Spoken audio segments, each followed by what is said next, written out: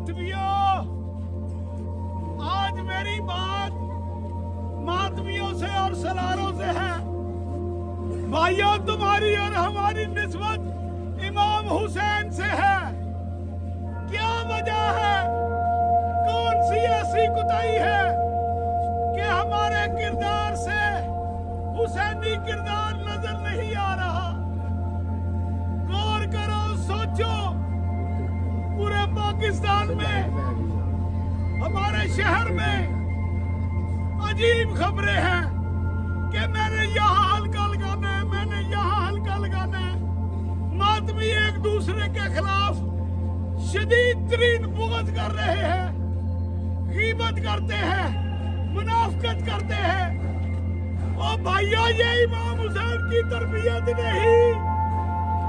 मातमी को सर झुका के जब चले तो जीता जागता हुसैनी नजर आना चाहिए। सलारो मातमियों, अपने अंदर भाईचारा पैदा करो। ये है इमाम हुसैन की तालीमात। अदब पैदा करो, सिला रहमी पैदा करो, इताअत गुजारी पैदा करो। और दूसरी अहम बात, आजकल सोशल मीडिया का दौर है। ओ खुदा के वास्ते